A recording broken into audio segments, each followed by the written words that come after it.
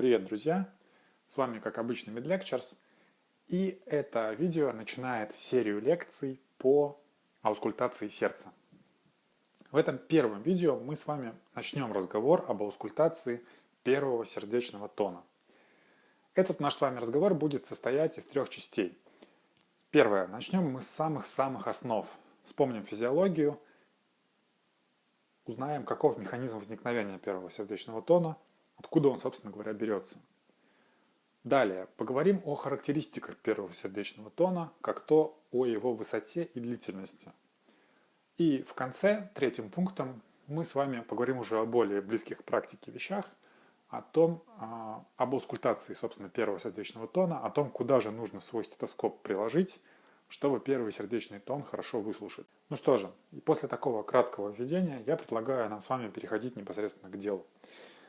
Поехали. Механизм возникновения первого сердечного тона. Первый сердечный тон у нас, как и любой из тонов сердца, возникает, естественно, в результате механических событий, которые происходят в сердце в течение сердечного цикла. И нам с вами для того, чтобы понять механизм возникновения первого сердечного тона, хотим мы или нет, придется немножко вспомнить, собственно говоря, события этого самого сердечного цикла. Для этого нам с вами понадобится вот такая вот схема сердца, на которой вы видите изображены уже знакомые, надеюсь, вам структуры. Это левое предсердие, левый желудочек, аорта. И, соответственно, правые отделы сердца. Здесь изображены правое предсердие, правый желудочек и легочная артерия. Теперь давайте быстренько повторим все клапаны, которые есть в сердце. Между левым предсердием и левым желудочком у нас располагается так называемый митральный клапан. Между правым желудочком и правым предсердием располагается клапан, который называется трехстворчатый клапан или трикуспидальный. Эти клапаны, митральный и трикуспидальный, поскольку они находятся между предсердиями и желудочками, также еще называют атриовентрикулярными клапанами. Далее, между левым желудочком и аортой находится клапан, который, как ни странно, называется аортальный клапан. И между правым желудочком и легочной артерией, опять же, как ни странно, находится клапан, который называется клапан легочной артерии. Эти два клапана, аортальный клапан и клапан легочной артерии, также еще называются полулунными клапанами. Теперь, для дальнейшего разговора нам с вами понадобится вот такая вот прямая времени или таймлайн. На этом таймлайне мы с вами вот таким вот образом обозначим сокращение или систолу желудочков и вот таким вот образом обозначим диастолу или расслабление желудочков. И, соответственно, поскольку систола и диастола постоянно чередуются, здесь вновь систола желудочков, здесь вновь диастола и здесь еще раз систола. Первый сердечный тон возникает в самом начале систолы желудочков, то есть когда желудочки начинают сокращаться. Если на таймлайне мы возьмем вот этот вот момент, скажем, момент за несколько миллисекунд до начала сокращения желудочков, то увидим в сердце вот такую вот картину. И здесь я для упрощения нарисую только левые отделы сердца, но вы должны понимать, что аналогичные события происходят и в правых отделах сердца тоже. В этот момент мы увидим, что кровь из левого предсердия через открытый митральный клапан поступает в левый желудочек и завершается наполнение левого желудочка кровью. При этом аортальный клапан в этот момент закрыт, потому что давление в аорте в этот момент больше, чем давление в левом желудочке.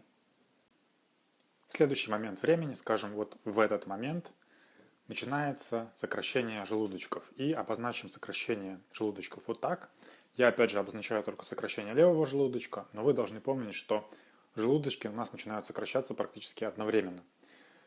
Соответственно, сокращение левого, в данном случае желудочка, приводит к тому, что повышается внутрижелудочковое давление.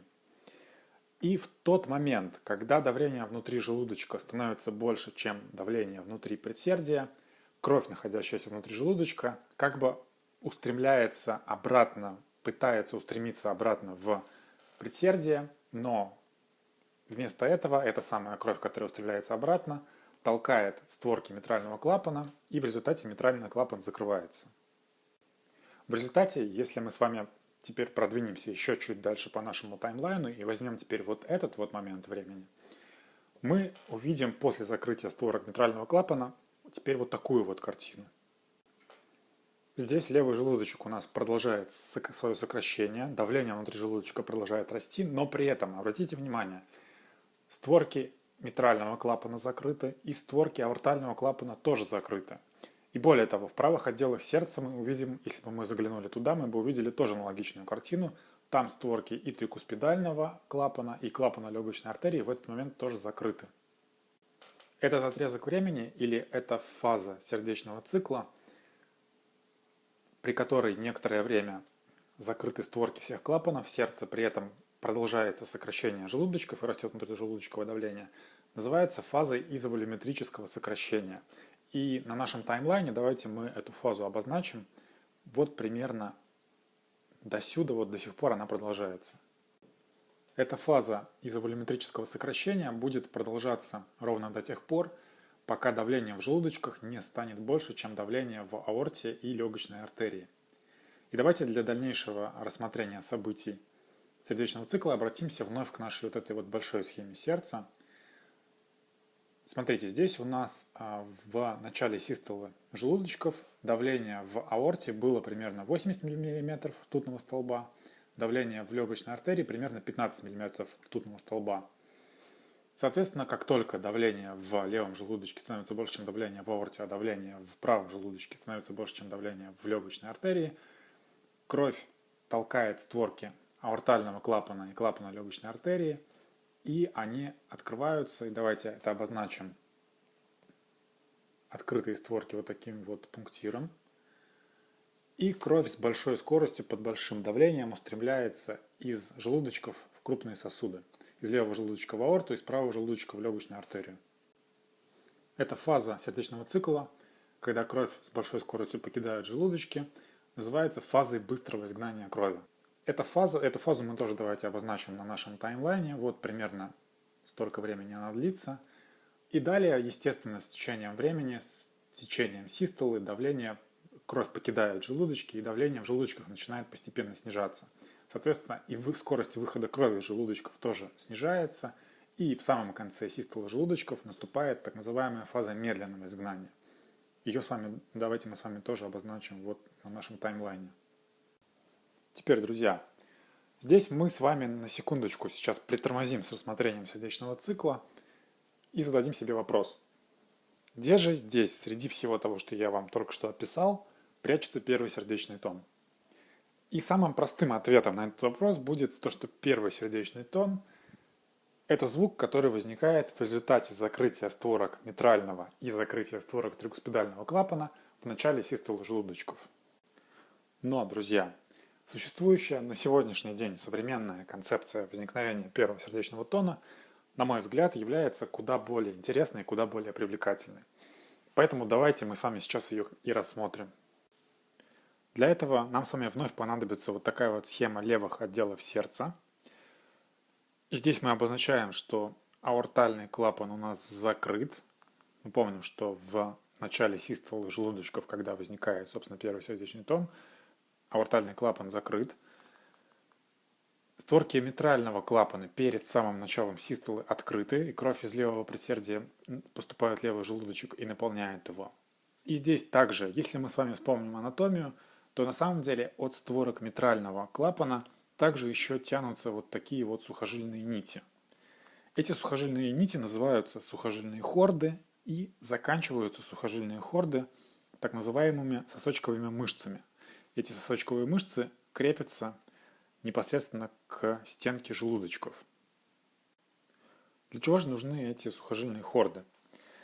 Смотрите, дело в том, что кровь, которая в результате повышения давления в желудочках во время систолы, как я уже рассказывал вам, пытается вернуться назад и ударяет по створкам митрального клапана, из-за того, что желудочки являются достаточно мощными и сокращаются с большой силой, сила удара крови об створки клапана на самом деле является настолько большой, что в принципе этой силы достаточно для того, чтобы створки митрального и трикуспидального клапанов просто-напросто выбить и вывернуть в обратную сторону. То есть эти створки, в данном случае митрального клапана, в результате удара крови могут оказаться вывернутыми в полость предсердия, вот в таком вот положении они могут оказаться, обозначу это положение пунктиром.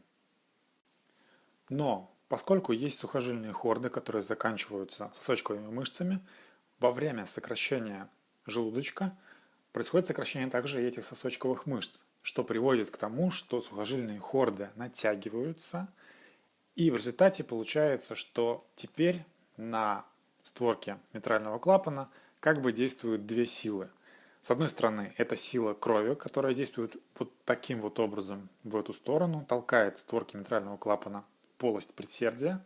Но с другой стороны, теперь в результате сокращения сосочковых мышц эти же самые створки, сухожильные хорды, тянут наоборот в другую сторону. То есть сила, с которой на створке митрального клапана действуют сухожильные хорды, оказывается противоположно направленной той силе, с которой действует на створке клапана поток крови.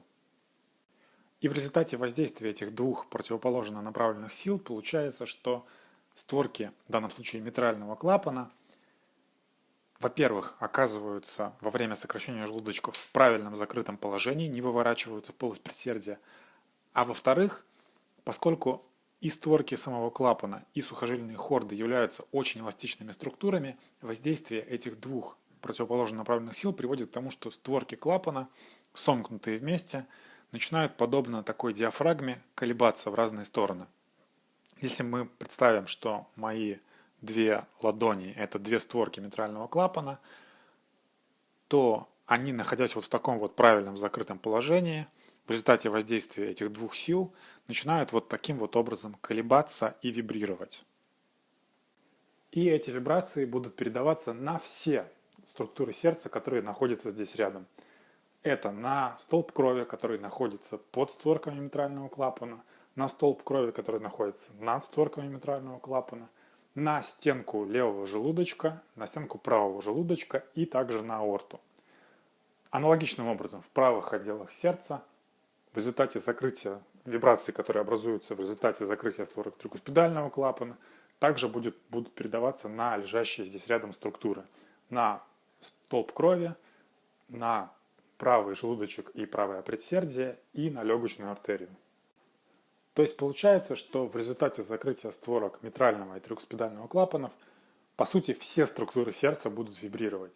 И более того, эти вибрации передаются через ткани на грудную стенку, где мы, собственно, и можем, если правильно приложим свой стетоскоп, выслушать эти вибрации в виде того, что мы привыкли называть первым сердечным тоном.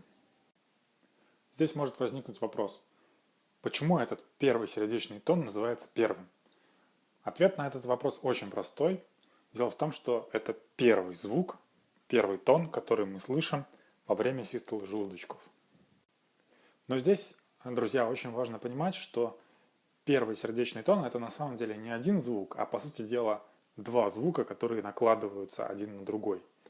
Если мы с вами обозначим первый сердечный тон S1, Sound 1, то мы можем расписать, что S1 у нас равно M1, митральный компонент первого сердечного тона, плюс T1, плюс трикуспидальный компонент первого сердечного тона. То есть первый сердечный тон у нас состоит из звука, который образуется в результате закрытия створок митрального клапана, плюс на него накладывается звук, который образуется в результате закрытия створок трикуспидального клапана.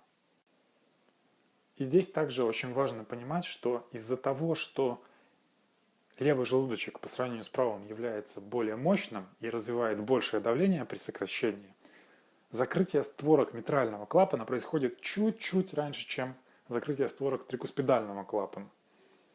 И из-за этого, как я уже сказал, мы с вами сначала слышим на самом деле вибрации, которые возникают в результате закрытия створок митрального клапана, и потом на них накладываются вибрации, которые мы слышим в результате закрытия створок трикуспидального клапана. И более того, у 50% пациентов, которых вы в реальной жизни будете слушать, эти два компонента первого сердечного тона могут вообще выслушиваться как два отдельных звука. То есть у этих 50% популяции наблюдается так называемое физиологическое расщепление первого сердечного тона. Итак, теперь, когда мы с вами знаем, что первый сердечный тон у нас возникает в начале систолы желудочков и состоит из двух компонентов, мы с вами на нашем таймлайне можем его первый сердечный тон вот таким вот образом здесь обозначить. Это у нас будет первый сердечный тон S1. Первый сердечный тон, мы с вами знаем, состоит из двух компонентов, поэтому делим эту вот штучку на две части. Слева будет, левая часть отображает митральный компонент M1. Соответственно, чуть позднее на него накладывается вторая часть, это трикуспидальный компонент или T1. Возвращаемся к событиям сердечного цикла, о которых мы до этого говорили. После возникновения первого сердечного тона, то есть после закрытия створок митрального трикуспидального клапана, мы с вами помним, начинается фаза так называемого изоволюметрического сокращения. То есть при закрытых створках всех клапанов желудочки продолжают сокращаться. Затем, когда давление в желудочках становится больше, чем давление в аорте и легочной артерии, происходит открытие аортального клапана и клапана легочной артерии, и кровь, естественно, с большой скоростью устремляется в эти крупные сосуды. Это так называемая фаза быстрого изгнания. Затем, по мере изгнания крови и падения давления в желудочках, ток крови замедляется, и в самом конце систолы наступает так называемая фаза медленного изгнания крови. После того, как медленная фаза изгнания крови завершается, начинается диастола желудочков или их расслабление. Напоминаю, что диастола желудочков у нас на таймлайне, вот она вот здесь. И что мы с вами теперь сделаем, это возьмем еще одну большую схему сердца и на ней рассмотрим, какие события происходят в сердце в диастолу. Момент окончания систолы желудочков или момент наступления диастолы желудочков, естественно, характеризуется тем, что в желудочках падает давление. И давайте мы это падение давления обозначим вот такими вот стрелочками. На этой же схеме я обозначаю пунктирными линиями, что створки аортального клапана и створки клапана легочной артерии в этот момент, в самом конце систолы, еще открыты. Какое-то мгновение они еще открыты. И естественно, что как только давление в желудочках становится меньше, чем давление в аорте и легочной артерии, кровь из этих крупных сосудов как бы устремляется опять обратно в желудочки, пытается вернуться назад, и по аналогии с тем, что было с митральным и трикуспидальным клапаном, эта самая кровь, которая пытается вернуться, ударяет по створкам клапана аорты, по створкам аортального клапана и по створкам клапана легочной артерии, и эти клапаны закрываются, и закрытие створок этих клапанов тоже приводит к возникновению вибраций, которые тоже проводятся через ткани на грудную стенку, и здесь могут быть выслушаны в виде того, что мы привыкли называть вторым сердечным тоном. Здесь хочу обратить ваше внимание на один интересный момент. Дело в том, что у створок аортального клапана и клапана легочной артерии, в отличие от створок атриовентрикулярных клапанов, нет сухожильных хорд. Здесь тогда у вас, наверное, возникает вопрос, каким же образом вибрируют створки этих клапанов. Ответ на это такой. Поскольку створки аортального клапана и клапана легочной артерии, во-первых, имеют меньшую площадь и являются более мелкими, а во-вторых, являются гораздо более эластичными, сама сила эластичности этих створок и является той самой второй силой, которая действует противоположно направленно силе крови, толкающей створки этих клапанов. И давайте обозначим эту вторую силу эластичности самих створок на нашей схеме вот такими вот стрелками. Теперь я надеюсь, что из того, что я сказал, становится понятно, что второй сердечный тон у нас возникает в самом конце систолы желудочков. То есть на нашем таймлайне, получается, второй сердечный тон должен быть расположен вот здесь. Обозначаем его опять вот такой вот штучкой, пишем S2. Углубляться в разговор о втором сердечном тоне сегодня мы не будем, но тем не менее я упоминаю о механизме его возникновения, и он нам сегодня еще по ходу обсуждения пригодится, вы скоро поймете для чего. Возвращаемся обратно к нашей схеме. Здесь мы остановились на том, что произошло закрытие створок аортального клапана и клапана легочной артерии, и, соответственно, в желудочках началось расслабление, началась диастола желудочков. Диастола желудочков, естественно, будет характеризоваться тем, что давление в желудочках будет продолжать падать, и в тот момент, когда давление в желудочках станет меньше, чем давление в предсердиях, естественно, произойдет открытие створок митрального клапана и трикуспидального клапана, и кровь из предсердий устремится в желудочки. На нашем таймлайне этот момент открытия створок митрального и трикуспидального клапана будет примерно вот здесь. Мы его обозначаем вот здесь вот. Соответственно, начинается наполнение желудочков во время диастолы, оно какое-то время продолжается, и затем, еще ближе к концу диастолы, происходит сокращение предсердий, и за счет этого еще некий дополнительный объем крови проталкивается в желудочки и завершается наполнение желудочков. Этот момент сокращения предсердий, который, как я сказал, возникает ближе к концу диастолы, мы тоже обозначим на таймлайне. Он будет располагаться примерно вот здесь. И затем, естественно, мы видим на таймлайне, начинается момент следующей систолы желудочков, следующее их сокращение. Это сокращение опять будет характеризоваться повышением давления внутри желудочков, и далее все будет происходить по уже знакомой вам схеме. Итак, друзья, теперь мы с вами знаем, что первый сердечный тон образуется в результате вибраций, которые являются следствием закрытия створок митрального и трикуспидального клапанов. И на таймлайне мы обозначили, и мы теперь знаем, что первый сердечный тон у нас возникает в самом начале систолы желудочков. Второй сердечный тон является следствием вибраций, которые возникают из-за того, что закрываются створки аортального клапана и клапана легочной артерии. И этот второй сердечный тон, мы с вами тоже обозначили это на таймлайне, возникает в самом конце систолы желудочков. Или еще мы с вами также можем сказать, что систола желудочков должна располагаться между первым и вторым сердечными тонами. Ну что же, теперь переходим к разговору о характеристиках первого сердечного тона. И здесь, если с длительностью звука, я думаю, все понятно, и объяснять, что такое длительность звука, не надо, то, что касается высоты звука, я хотел бы напомнить вам, что вообще-то высота звука на самом деле это частота вибраций. Например, мужская гортань, как вы знаете, является более крупной, голосовые связки в ней более толстые, и вибрируют эти голосовые связки с меньшей частотой, и поэтому звук мужского голоса, как правило, является более низким, он ближе к басу.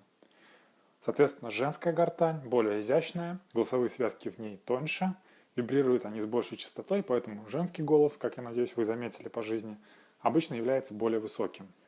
Теперь, если то, что я только что сказал про мужчин и женщин, перенести на нашу с вами реальность разговора о сердечных тонах, то на самом деле первый сердечный тон можно себе представить как вот такого вот мужчину. На таймлайне давайте нарисуем здесь первый сердечный тон. Это мужчина, вот такой вот модный мужчина в очках.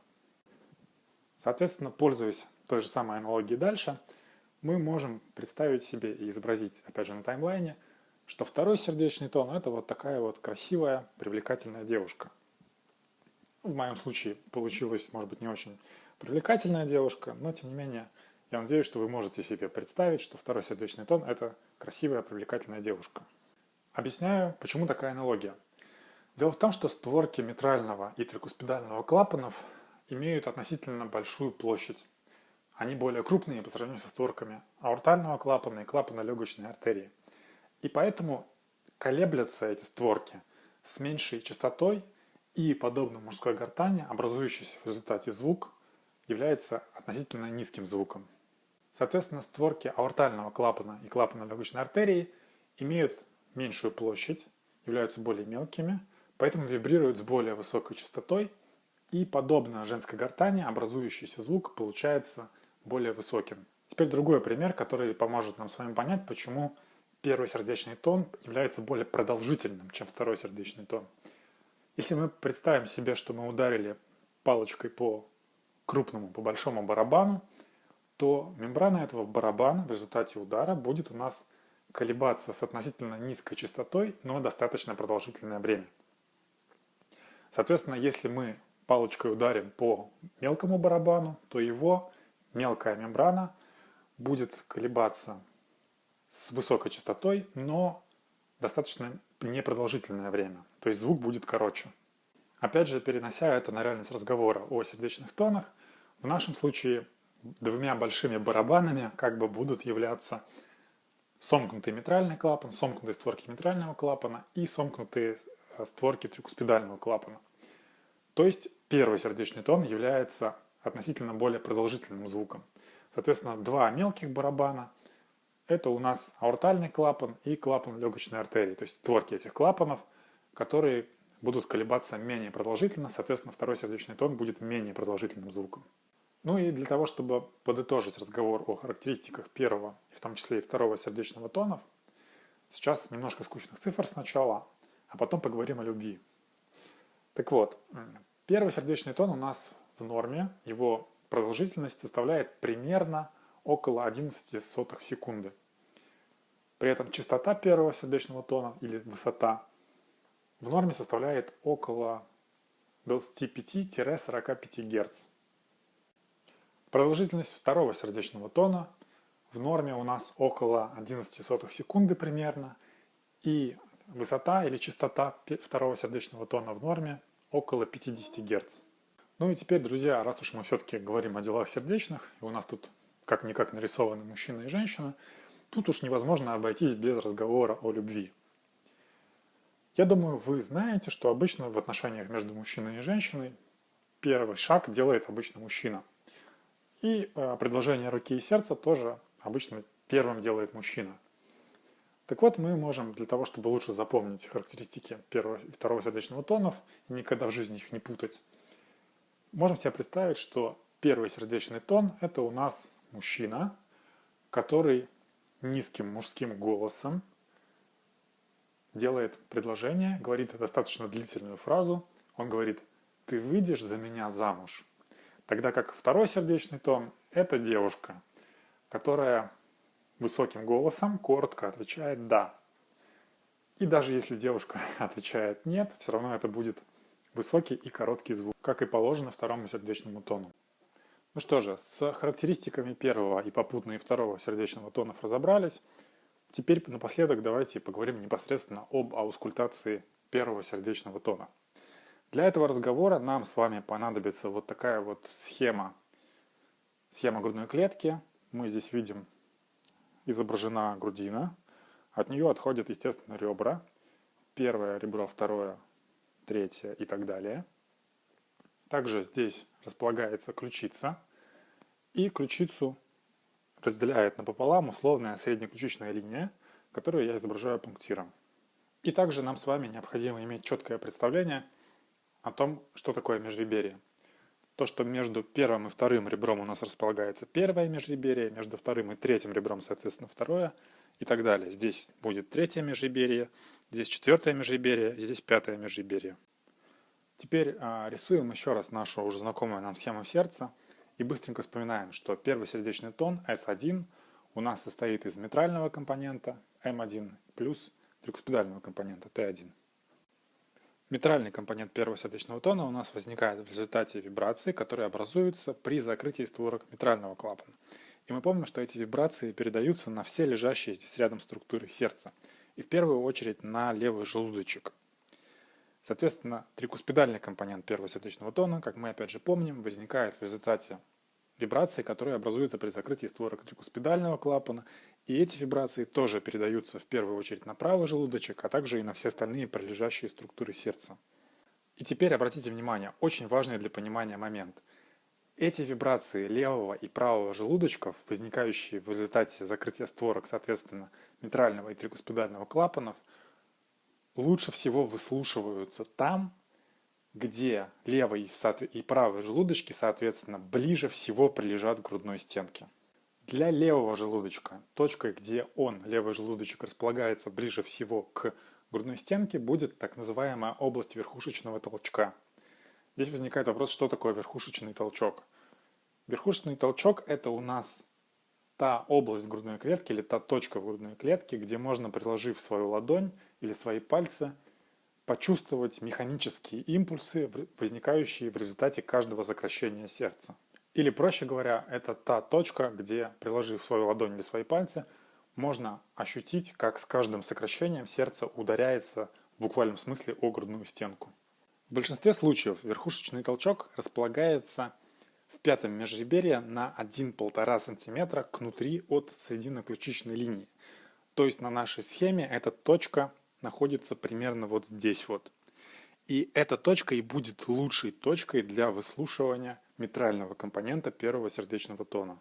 И здесь я также для наглядности показываю пунктиром, примерно каким образом левый желудочек располагается относительно этой точки.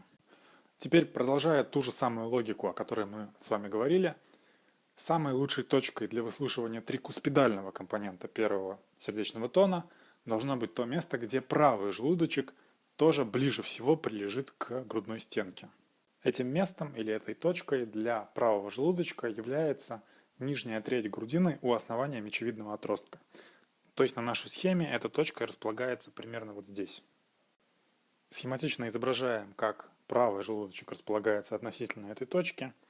И мы с вами теперь понимаем, что это и есть то самое место или та самая точка, где лучше всего выслушивается трикуспидальный компонент первого сердечного тона. Здесь хочу обратить ваше внимание на крайне важный момент.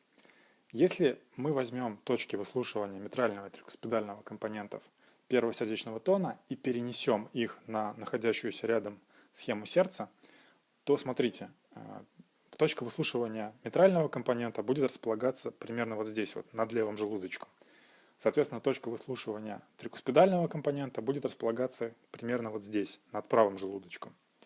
И отсюда мы понимаем очень важный момент, что эти точки выслушивания митрального и трикуспидального компонентов чисто анатомически не располагаются над митральным клапаном и над трикуспидальным клапаном.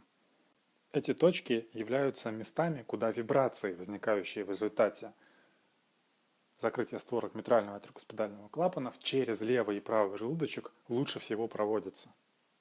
Ну что же, и напоследок я хотел бы прояснить еще парочку важных моментов, связанных с аускультацией первого сердечного тона. Смотрите, когда мы выслушиваем первый сердечный тон, в точке М1 мы слышим в основном или практически слышим только митральный компонент первого сердечного тона, а трикуспидальный компонент не слышим или практически не слышим. Тогда как, и обратите, пожалуйста, внимание на эту разницу, когда мы слушаем первый сердечный тон в точке Т1, мы слышим и митральный компонент первого сердечного тона, и трикуспидальный компонент первого сердечного тона. И причиной тому является все та же разница в силе сокращения левого и правого желудочка. Я, кажется, уже упоминал о том, что левый желудочек сокращается с большей силой, развивает большее давление, и поэтому створки митрального клапана как бы ударяются с большей силой, и поэтому вибрации, возникающие в результате их закрытия, являются более интенсивными и проводятся на самом деле не только на левый желудочек, но и на правые отделы тоже. И доходят эти вибрации до точки выслушивания трикуспидального компонента. А вот вибрации, возникающие в результате закрытия створок трикуспидального клапана, не такие интенсивные, и поэтому до точки выслушивания трикуспидального компонента они, естественно, хорошо доходят, а вот до точки выслушивания митрального компонента не доходят просто потому, что являются недостаточно интенсивными. И здесь будет очень в тему привести конкретный пример. Давайте представим себе, что у нас есть пациент с физиологическим расщеплением первого сердечного тона. Я уже говорил вам, что у 50% популяции наблюдается физиологическое расщепление первого сердечного тона, которое означает, что митральные и трикуспидальные компоненты первого сердечного тона выслушиваются фактически как два отдельных звука. Теперь задаю вам вопрос на понимание. Как вы думаете, где нам с вами нужно слушать первый сердечный тон, чтобы это самое физиологическое расщепление первого сердечного тона услышать? Я слышу здесь, в Санкт-Петербурге, как вы со всех уголков необъятной родины кричите мне, что, естественно, свой стетоскоп нужно приложить к точке выслушивания трикуспидального компонента. И здесь, в этой точке, мы услышим как митральный компонент, так и трикуспидальный, которые в данном случае, поскольку у этого человека есть физиологическое расщепление, мы услышим фактически как два отдельных звука. Ну что же, на этом сегодня заканчиваем.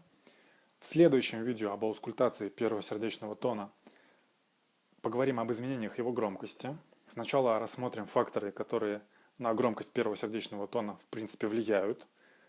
Затем поговорим о конкретных патологиях и конкретных состояниях, которые могут приводить к громкому первому сердечному тону и, соответственно, патологиях и состояниях, которые могут приводить к тихому сердечному тону. И также затронем момент вариабельности первого сердечного тона. То есть состояние, когда громкость этого самого первого сердечного тона изменяется с каждым новым сокращением сердца.